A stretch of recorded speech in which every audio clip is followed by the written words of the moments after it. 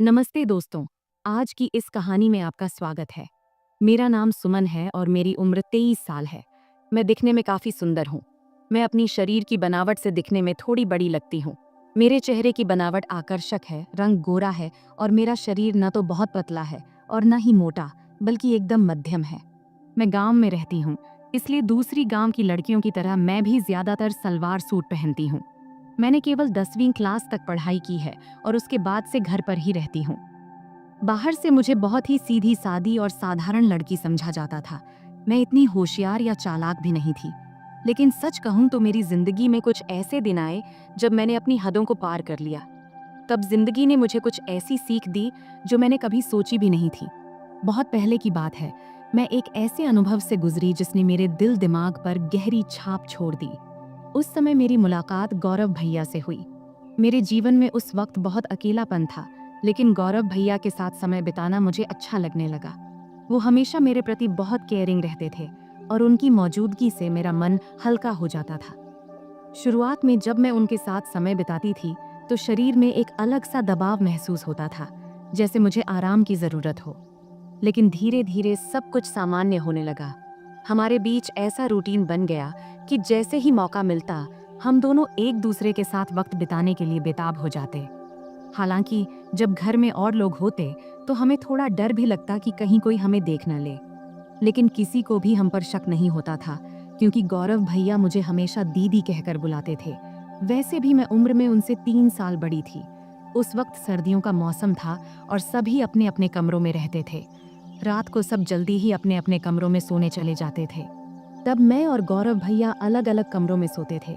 एक दिन रात को जब मैं दरवाजा बंद करके सो रही थी, तब एक ऐसी घटना घटी जिसने मेरी जिंदगी में एक नया अनुभव जोड़ा। घटना ये घाटी की, हमारे घर की एक सदस्य, मेरी मामी, काफी ज्यादा बीमार हो गई थी। इस वजह से मेरी माँ और मैं मामी को देखने उनके घर गए। तब हमें छोड़ने के लिए गौरव भैया गाड़ी लेकर आए थे। उन्होंने जब पहली बार मुझे देखा तो बोले, आप तो काफी बड़ी हो गई हो दीदी। तब मैं थोड़ा मुस्कुराई। उसके बाद जब गाड़ी में हम मामी के घर जा रहे थे, तो उस वक्त रहते में ही शाम के 6 बज गए थे। तब हमें घर पहुंचने में देरी हो गई थी, इसलिए रास्ते में थोड़ा अंधेरा हो गया था। ठंड के दिन था तो 6 बजे ही अंधेरा हो जाता था। जब हम घर पहुंचे तो देखे कि मामा रसोई में खाना बना रहे थे और मामी बिस्तर पर लेटी हुई थी। तब मेरी माँ रसोई में गई और मामा से कहने लगी, जब इतनी परेशानी हो रही थी तो मुझे पहले ही बता देते, इतनी तकलीफ उठाने की क्या जरूरत थी। फिर माँ खाना बनाने में लग गई और मैं मामी के पास बैठ गई। मामी मुझे देखकर खुश हुई, लेकिन उनकी हालत काफ़ी खराब लग रही थी। थोड़ी देर बाद मेरी माँ ने मामी को खाना दिया और अपने हाथों से खिलाया। उसी समय गौरव भैया ने मुझे आवाज़ दिया। तब मैं उनकी तरफ देखी और पूछी, क्या हुआ भैया? वो मेरी तरफ ही देख रहे थे, जैसे कुछ कहना चाहते हों। उनकी बातों ने बाद में मुझे एक नया अनुभव दिया। रात को जब खाने का वक्त हुआ तो मैं कमरे में गई, जहां गौरव भैया खाना खा रहे थे। उन्होंने मुझे देखते ही कहा, दीदी आइए साथ में खाना खाते हैं। मैंने मना करते हुए कहा, नहीं भैया, आप पहले खाइए, मैं बाद में खा लूंगी। लेकिन उन्होंने जोर देकर मुझे बैठा लिया। मैं भी भूखी थी, इसलिए ज्यादा ना नुकुर नहीं की और हम दोनों ने साथ बैठकर खाना खाने लगी। तब हम दोनों ने बहुत मज़े से खाना खाया, क्योंकि खाना हम साथ लेकर आए थे। खाना खत्म होने के बाद मैं अपनी माँ के कमरे में सोने के लिए जाने लगी। तभी गौरव भैया ने कहा, दीदी अगर आपको बुरा ना लगे तो आप यहीं मेरे कमरे में सो जाइए। उनकी ये बात सुनकर मैं हैरान रह गई और मैंने कहा, नहीं भैया, मैं माँ के साथ सोऊंगी। लेकिन तब बार बार वे मुझसे विनती करने लगे। आखिरकार मैं मान गई। ठीक है, मैं यहाँ सो जाऊंगी, लेकिन पहले मम्मी को बता देना चाहती हूँ कि मैं आपके कमरे में सोऊंगी। इस पर गौरव भैया खुद जाकर मम्मी को बताए कि मैं उनके कमरे में सो रही हूँ। इधर मैंने अपने सलवार कुर्ते बदल लिए, क्योंकि मेरे कपड़े थोड़े ज्यादा टाइट थे। जब गौरव भैया ने मुझे नए कपड़ों में देखा तो मुस्कुराते हुए बोले, दीदी आप इस ड्रेस में कमाल की लग रही हैं, आप इतनी खूबसूरत क्यों हैं? तब मैंने कुछ नहीं कहा, बस मुस्कुराकर बात बदल दी। फिर मैंने चादर ओढ़ ली और बिस्तर पर बैठ गई। गौरव भैया भी अपने सोने का इंतजाम नीचे फर्श पर करने लगे। तब मैंने कहा, भैया बिस्तर पर ही सो जाओ, यहाँ काफी जगह है। मेरे कहते ही गौरव भैया भी चादर ओढ़कर मेरे पास बैठ गए। गौरव भैया बहुत हंसमुख और मजाकिया इंसान थे।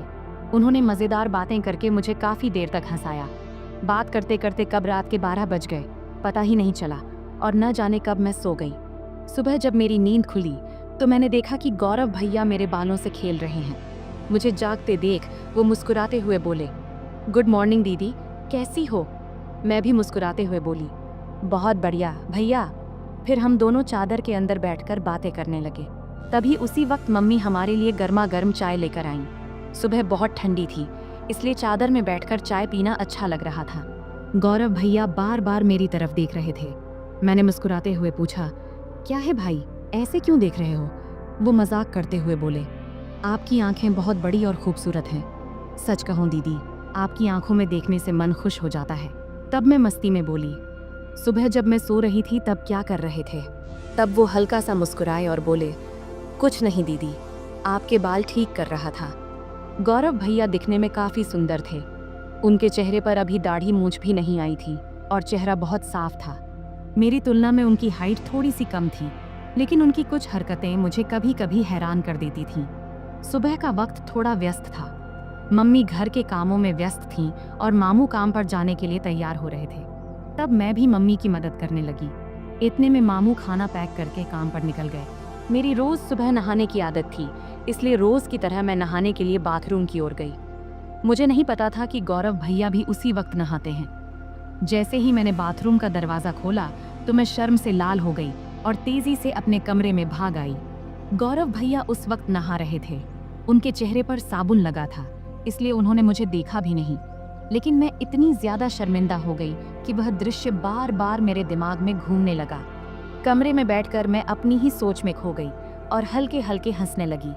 इतने में गौरव भैया नहाकर कमरे में आए। मुझे अकेले हंसते हुए देखकर उन्होंने मजाक में कहा, क्या बात है दीदी, आज तो बहुत खुश लग रही हो।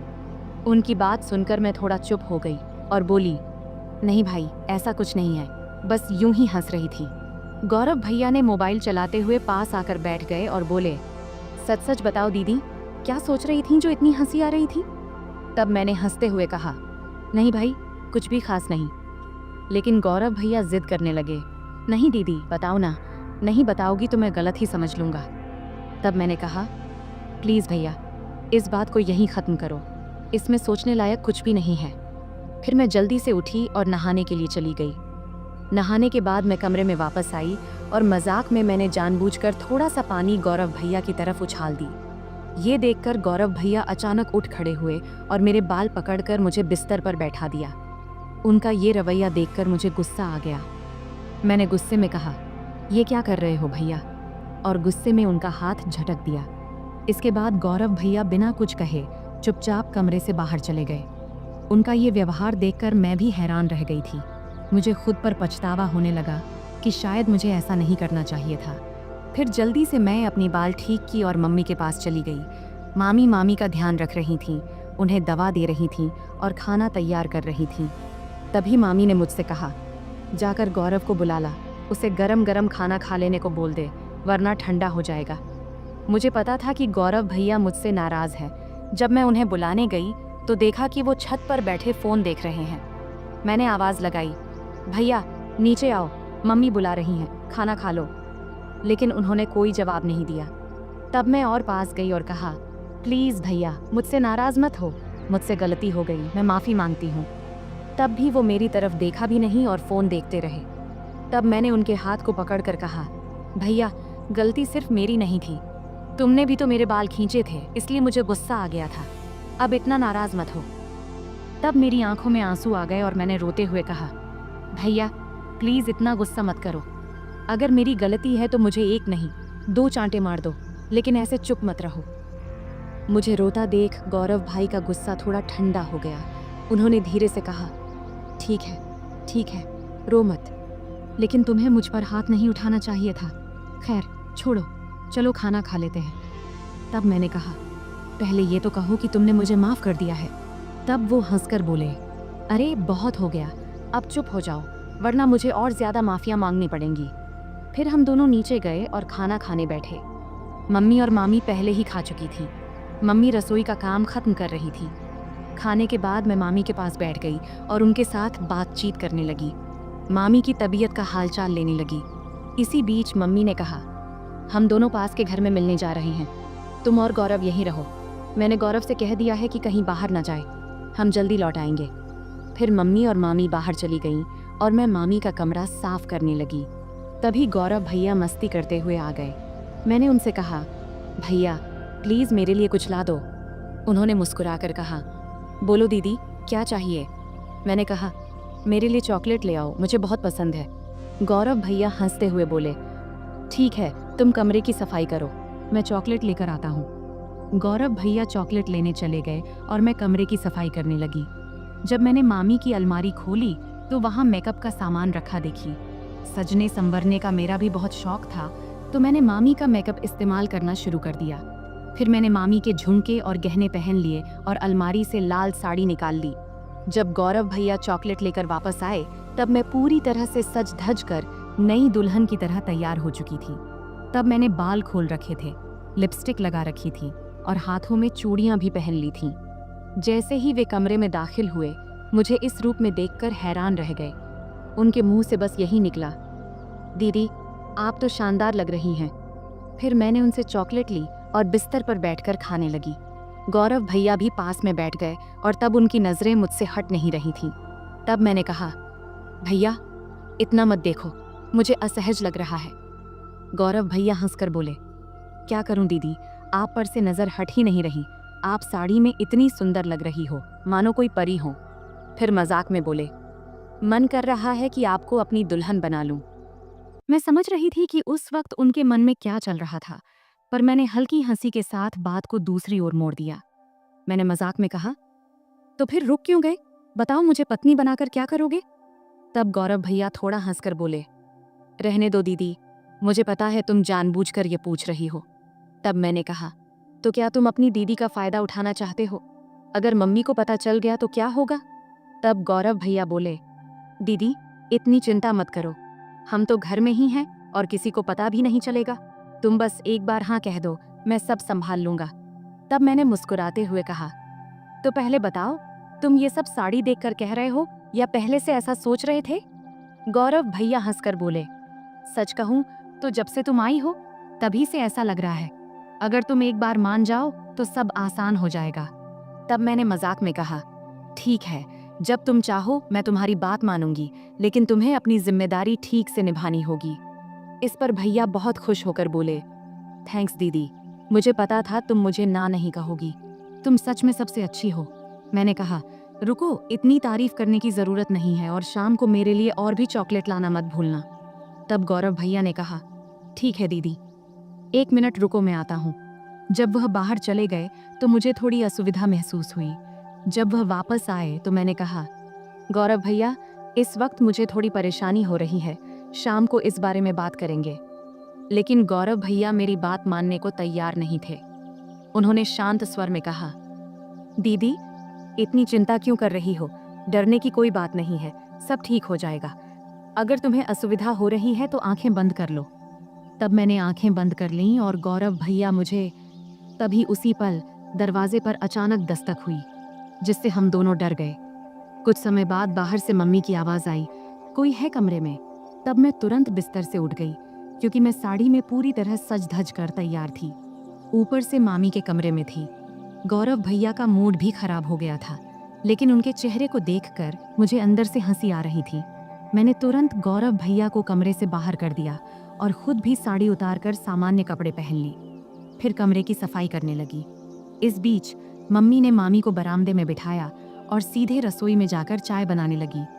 तब मैं जल्दी जल्दी कमरे की सफाई करने लगी। बाद में हम सब ने मिलकर चाय पी। चाय पीने के बाद मम्मी काम में लग गईं और मैं बरामदे में लेट गई। समय बिताने के लिए मैंने मम्मी की मदद करनी शुरू कर दी। कुछ समय बाद मैंने देखा कि गौरव भैया कहीं नहीं दिख रहे हैं। जब मैं उन्हें ढूंढने गई तो देखी कि वह बाथरूम से बाहर निकलकर हाथ धो रहे थे, लेकिन उनके चेहरे से लग रहा था कि उनका मूड अभी भी ठीक नहीं है। तब उन्हें देखकर मैं हंसी नहीं रोक पाई और हंसते हुए बोली, क्या हुआ, इतना उदास क्यों हो? मजाक में मैंने कहा, भैया तुम ऐसे क्यों हो? गौरव भैया हंसते हुए बोले, अगर तुम मेरी जगह होती तो तुम भी ऐसे ही करती। तुम लड़की हो, इसलिए इतनी बातें कर पा रही हो। मैं हंसकर बोली, ठीक है भैया, बस थोड़ा इंतजार करो, रात होने पर तो कोई डिस्टर्ब नहीं करेगा। तब गौरव भैया बोले, दीदी समस्या तो इसी रात के इंतजार में है, हर मिनट घंटों जैसा लग रहा है।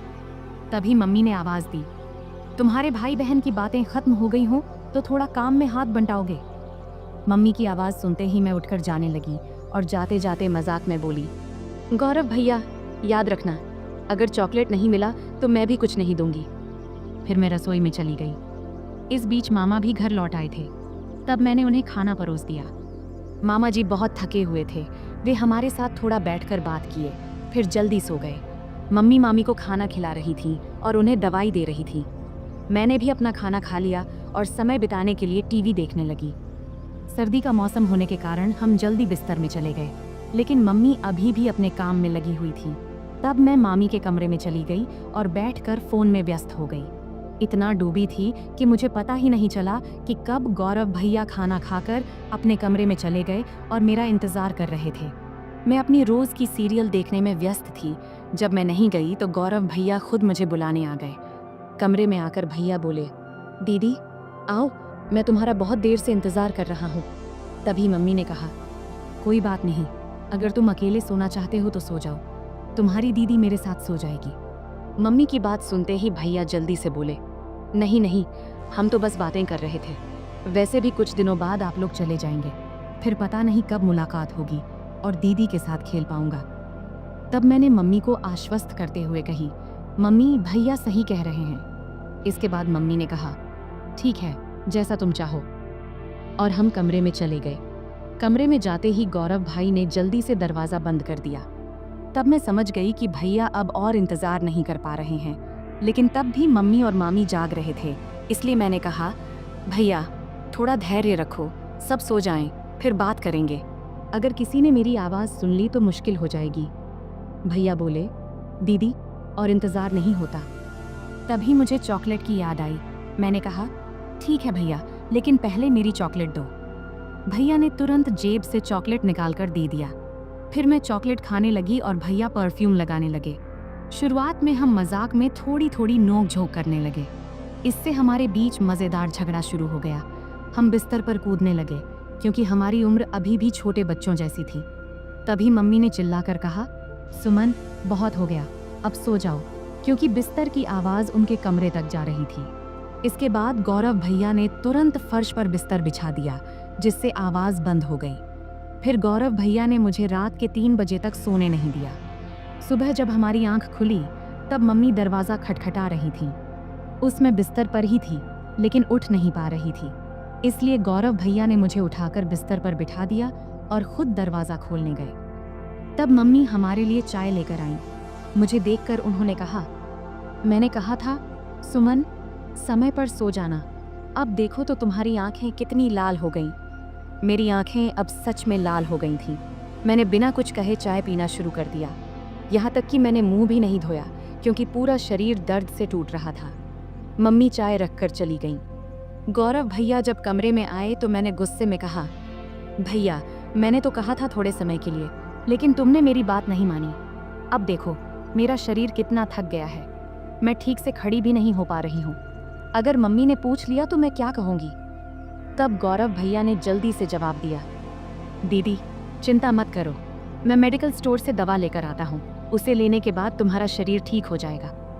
इसके बाद मैंने लगातार 4-5 दिन तक भैया को पास नहीं आने दिया, लेकिन इससे उनका उत्साह कम नहीं हुआ। वे हर दिन मेरे आसपास घूमते रहते थे और नियमित रूप से चॉकलेट लाते रहते थे। भैया मेरे सारे काम कर देते और मैं जो चाहती वे हंसते हंसते कर देते। इसलिए मैंने भी इसका मज़ा लेना शुरू कर दिया। कभी कभी उनसे पैर का दर्द कम करने के लिए मसाज करवा लेती, कभी सिर की मालिश करवा लेती। मस्ती में कभी कभी हल्के से मार देती और सारा दिन उनके फ़ोन पर सीरियल देखती। 4-5 दिनों के बाद भैया का व्यवहार थोड़ा बदल गया, इसलिए मैंने उन्हें ज़्यादा कुछ नहीं कहा। एक दिन हम दोपहर में घर में अकेले थे और बहुत मस्ती किए।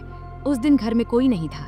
भैया ने पूरा दिन मुझे कहीं बैठने नहीं दिया और हमेशा अपने पास रखा। इस घटना के बाद मैं और भैया बहुत सामान्य हो गए। जब भी उनका मन करता वे मुझे कमरे में बुला लेते और मैं भी अब इसकी आदत डाल चुकी थी। हमने उन दिनों का भरपूर आनंद लिया, लेकिन जीवन में हर अच्छे समय के बाद एक बुरा समय भी आता है। और ये बुरा समय भी भैया की वजह से ही आया। दरअसल 20 दिन के बाद अब हमें गांव लौटना था, क्योंकि अब मामी काफ़ी स्वस्थ हो चुकी थी और हमें वहाँ बहुत दिन हो गए थे। तब मम्मी ने अचानक वापसी का फैसला किया और उन्होंने पापा को कुछ भी नहीं बताया। जब मैंने और भैया ने ये सुना तो हमें बिल्कुल अच्छा नहीं लगा। तब भैया बोले, दीदी जाने से पहले आखिरी बार थोड़ा समय दे दो, कौन जाने फिर कब मिलेंगे। तब अंदर से मैं भी तैयार थी, लेकिन उस दिन घर में सभी लोग थे, यहाँ तक कि मामा भी आज घर पर ही थे। तब मामा मम्मी से बोले, दीदी आज रुक जाओ, मैं कल तुझे बस स्टैंड तक छोड़ दूंगा। ये सुनते ही मुझे थोड़ी खुशी हुई, क्योंकि एक रात हमारे पास थी। तब आखिरकार मम्मी भी मान गई। फिर हम बहुत ही बेसब्री से रात का इंतज़ार करने लगे। जब रात हुई तो जल्दी से खाना खा के हम अपने कमरे में चले गए। तब हम इतने असावधान हो गए थे कि दरवाज़ा भी ठीक से बंद नहीं किया था। तब थोड़ी ही देर में अचानक मामा ने आकर हमें उस स्थिति में देख लिया। मैं तो डर से कांपने लगी और तुरंत वहाँ से हट गई। मामा तब बहुत गुस्से में थे, लेकिन उन्होंने धैर्य रखा और पूरी स्थिति को संभाला।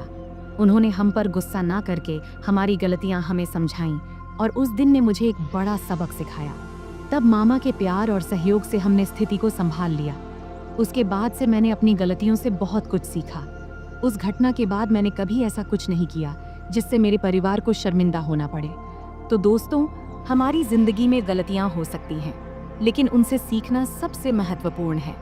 अगर आपके जीवन में कभी ऐसी स्थिति आए तो उसे संभालने की कोशिश करें और परिवार के साथ हमेशा खुलकर बात करें। यह कहानी हमें सिखाती है कि किसी भी रिश्ते में सीमा रेखा होना महत्वपूर्ण है। अत्यधिक निकटता कभी कभी गलत फहमियों का कारण बन सकती है, इसलिए हमें हमेशा अपने और दूसरों के सुविधा को प्राथमिकता देनी चाहिए। परिवार के माहौल और रिश्तों का सम्मान करना बहुत महत्वपूर्ण है। हमें यह सुनिश्चित करना चाहिए कि हमारे कार्यों से परिवार के किसी भी सदस्य को शर्मिंदा न होना पड़े। इंसान से गलतियां हो सकती हैं, लेकिन उन गलतियों से सीखना और भविष्य में सही निर्णय लेना एक परिपक्व मानसिकता का परिचय है। किसी भी स्थिति में सचेत रहना आवश्यक है। दरवाजा बंद न करने की घटना एक छोटी गलती थी, लेकिन इसने बड़ी समस्या खड़ी कर दी। इससे समझ में आता है कि छोटी छोटी बातों में भी सावधानी बरतनी चाहिए, क्योंकि इनका जीवन पर बड़ा असर पड़ सकता है। तो दोस्तों, यह थी हमारी आज की छोटी सी कहानी। आपको यह कहानी कैसी लगी, कमेंट करके ज़रूर बताएं। अगर आपको यह कहानी पसंद आई हो तो इसे लाइक करें और अपने दोस्तों के साथ शेयर करें। आगे भी ऐसी ही रोमांचक कहानियों के लिए हमारे चैनल को सब्सक्राइब करें और बेल आइकन दबाना ना भूलें, ताकि आप हमारी कोई भी कहानी मिस न करें। धन्यवाद।